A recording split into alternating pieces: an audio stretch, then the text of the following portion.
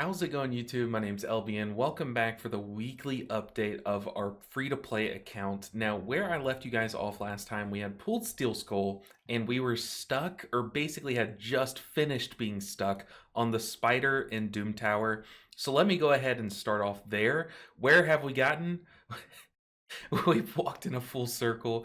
We're stuck on this spider again, but I'll give it a try in today's video. But for today's video, I just want to update you on our progress, show you things like our Great Hall, where we're coming along. I am deciding to invest in the tankiness aspect because that's where our gear is lacking the most on this account. So I'm going to go HP and resistance because that will help in our Doom Tower progression a lot. And our Doom Tower progression is going to be what pushes us forward. Now you'll notice that I'm kind of cleaving a bunch of different things. I did spread things kind of thin just to get a baseline foundation of stats for the first week or so, but now I'm really funneling into resistance and HP. I know I could go crit damage, I could go accuracy, but I don't really have any accuracy outside of Alice in Magic Affinity, so we're going with HP and resistance. Why those two? Well, because the mission that we're on, we need another one to level 4, and currently I am in the refresh battle in gold 1 for Classic Arena. It is constant refreshes until you can find things like this, which even this I don't even think we could beat with Cardinal on the team. That team's disgusting, but things like this, Mashalad or whatever his name is, and hopefully we can one-shot him before he actually just dunks on us. But that's what we're doing in terms of account progression for the most part. Outside of that, I'm still trying to get, like, where my energy is going is I'm trying to get this final 6-star. Because once we get him 6-star, I will have a full team of War Master Masteries, and our clan boss damage will go up considerably. Speaking of clan boss damage, let me go ahead and show you where we're at. I can go ahead and do a clan boss run. What we're doing is we are 3-chesting, hopefully 3-chesting the brutal clan boss, and as you can see, we are on pace to do so. So as long as I can get above 7 million-ish each run, then that is a 3 key. So this is the team that we're running, and so far this team has everything. This team would be almost perfect if I would have gone Aethel, because we do have increased defense and ally protection for the tankiness aspect, the defensive aspect. But currently all we have is really damage on the offensive front. So we have decreased defense as one of our debuffs covered. We don't have weaken because we didn't go Aethel. We do have, technically, we do have increase or decrease attack, but that just hasn't been landing that often. Now, the plan for this account so far, before we pop our shards today, the plan is to replace Elhain on this team and rock with this team until we get like better replacements. But we're gonna replace her with Morag, I think is the name. I'll show you guys the champion I'm talking about after this run. But Morag will bring an ally attack, a mini version of ally attack, which will give us a lot more damage. Like, it'll raise our damage ceiling. It will also give us in secondhand healing, because if we are ally attacking, getting those War Master procs with lifesteal and stuff, that will give us more sustainability. I think she also does bring, she brings another, oh, she brings strengthen. So then we'll have increased defense, ally protect, and strengthen. Our team will stay alive forever. We're going to get a lot more damage off. So that is the current plan. So what is going to happen with our Elhain?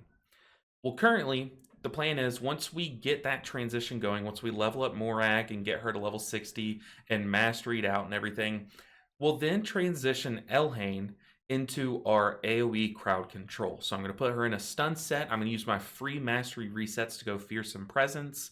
And that way she can use all of her AoE potential instead of for nuking and for AoE clearing, for AoE crowd control to help me get through wave content like the Doom Tower. Because the Doom Tower, I keep saying it, it is the big progressor in a challenge like that, like this, because there are so many resources on the line in Doom Tower, and we just need to collect all of those. Now, I have mentioned Doom Tower a lot, and I keep saying that I'm stuck on the spider. I cannot tell you how many times I have tried this stupid spider. Irigoth, I think is the name. Oh my goodness, it is so brutal because I'll get so low and it'll come down to like a brimstone proc, just like it did on level 40. and we just don't get it. But you see here, we're kind of falling a bit low at 5 million. So hopefully we can get some good smites and some good War Masters, some good poison accuracy.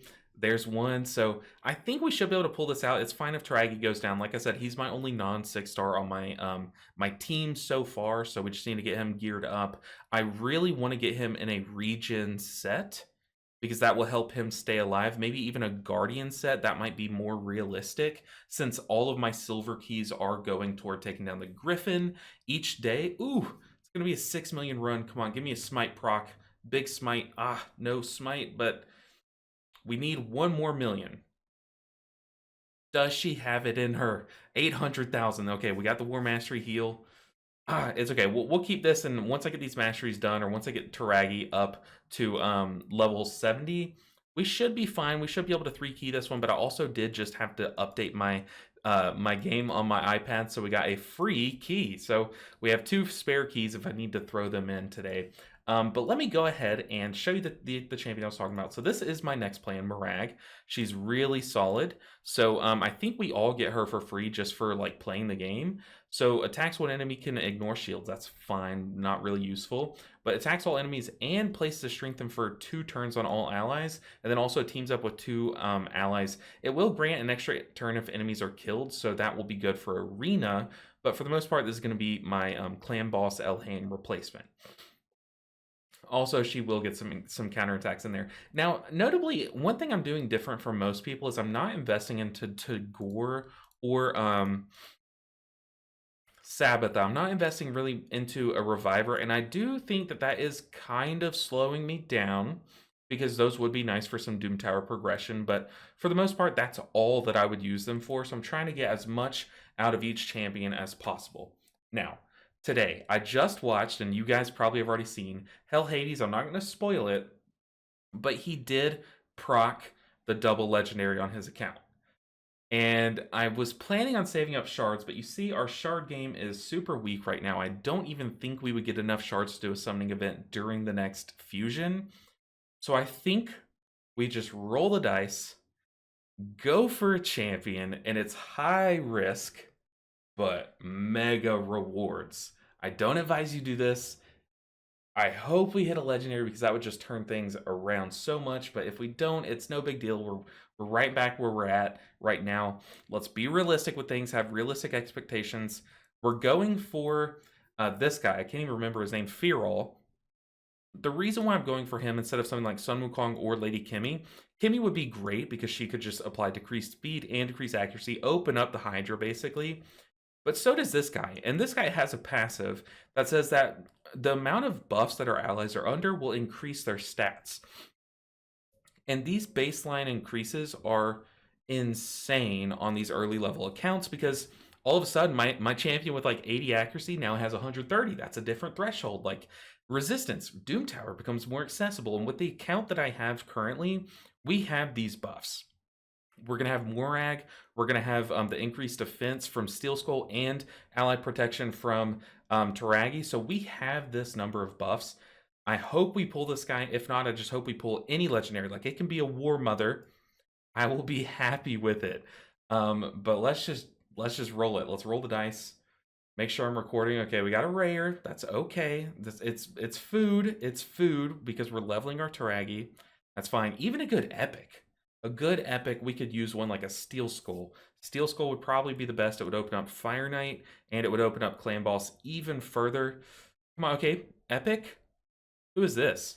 Grunch. I know Grunch is kind of weird, isn't he? Attacks one enemy, places a block buffs. Okay, single target, attacks all enemy. Chance of placing a bomb. Okay, a 1-turn bomb on an epic. Okay, we got an epic bomber. I don't think we need a nuker for the arena, but if we start running into a lot of stone skin, this might be a consideration, I guess. Removes all debuffs from allies, then places a continuous heal. Okay, hold on. This is actually insane for the spider that I'm stuck on. Okay, this is actually a huge pool. Fills a turn meter of all allies whenever a bomb detonates on an enemy. Okay, so huge turn meter fill. Is there a cooldown on this? Hold on. Fills turn meter of all allies by 10% whenever a bomb debuff. So you just place your bombs, spread the poisons versus the spider, and then you can cleanse everyone, replace all of those poisons with a continuous heal. And then everyone gets a ton of turn meter as the spiders die. Dude, this guy, okay, this pool is actually insane for the situation that I'm in currently, but let's keep going. Let's never learn from our mistakes. We need some yellow on this account. It would be so awesome. Super awesome, I guess. Come on, no more raiders. Give me at least some bad epics so I can use them as food. Okay, grappler. Like I said, I don't have much expectations for this. Don't think we're gonna hit yellow, but man, it would be nice. Last one. Last ancient shard.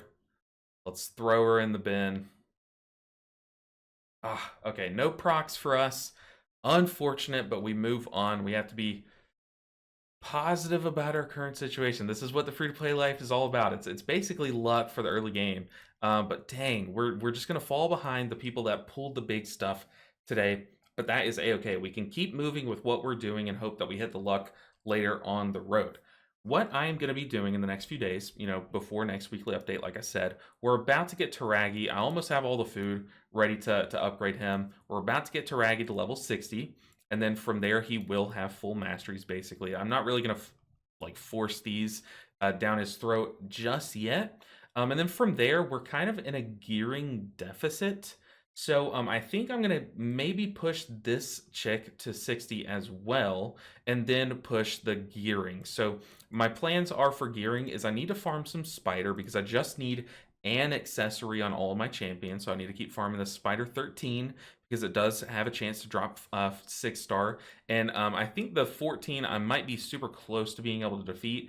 Maybe with some more masteries or Taragi leveled up. Who knows? Maybe we can get through that. And then after that, I am sitting out basically this Fire Knight tournament. It would be a huge one for us to do because this regen gear 3 times is insane. But the problem is I don't have the proper characters to defeat stage 13. It's a force thing. I don't have any heal reductions. Like I didn't pull a cold heart, and I also just have a full magic affinity team basically, except for Steel Skull. So it's not really worth it for me to push stage 12. I would much rather spend my energy in campaign farming. So we have 200 gems, we have 46 energy, and we have a ton of silver. I plan on doing all of that, farming my champion, getting a full 6-star team, and gearing these guys up. This guy's gear is abysmal. Gear's okay. It's fine. Got good speed, good crit rate, but look at that crit damage, horrible, and accuracy. Our Alice's at 170. I still I did get some pretty good procs on these accessories for her, and she is wearing probably the best gear set. It is lifesteal, so eventually we move her out of lifesteal like in the long run and get her just for like campaign or Doom Tower nuking with high accuracy. But for now, she's doing like all the jobs. She's wearing so many hats. She is the Mad Hatter. And then we have Elhain kind of, just sticking around until we swap her over to stun gear once we eventually get stun gear. And then my fastest champion, I'm not even pushing speed too high. I'm just out speeding the people in arena that I know I can take down, and I'm fine with that for now. But eventually, maybe we're gonna speed tune this guy and then gear up someone really good for arena. Like I might just push this guy's speed to the max, like get him to like 250 speed, so he can just like AoE freeze everyone for the first round of arena. But I don't know. I think our account is coming along pretty well. Before I let you guys go, I guess I could show you the spider that is absolutely just destroying me and leaving me awake at night because I just cannot, for the life of me, take this stupid thing down. I'm leading Alice because that attack bonus gives me a chance to one-shot the little spiderlings. But for the most part, it's just like maybe it's a speed problem or maybe it's a resistance problem. I really think it is a resistance problem. I can't resist all of the poisons and then we just get overrun, which is unfortunate, but I do think that Grunch could be the answer. He might even be able to solo this. If I'm able to get him into some regen gear, I can imagine all that turn meter on a regen set and all of that, all those bombs nuking the spiders and then replacing all those poisons with big continuous heals. I can imagine Grunch being the answer. But I do also have a Spirit Host in the Vault, which is another AoE cleanser. So maybe we bring a comp that runs like double AoE cleanser with with Ugo and Steel Skull for just like big cleanses, and then the 5th champion being just Alice. See there, Taragi goes down, man. I wasn't paying attention. Tagore goes down. I'm sorry. We need to nuke that second wave. So we need Alice to get her cooldown reset for the second wave, but then also we do need her cooldown for the final wave as well.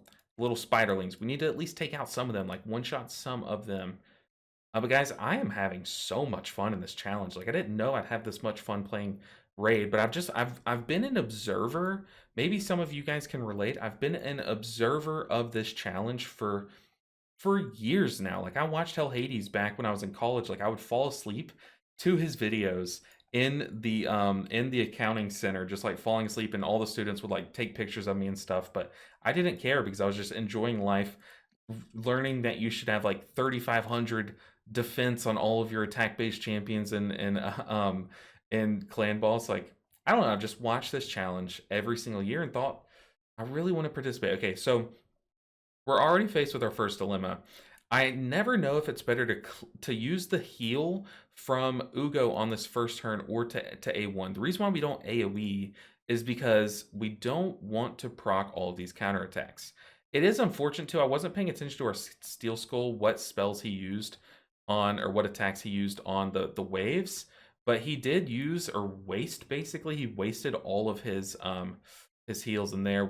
I did not kill with LA, and so it's already a wipe basically.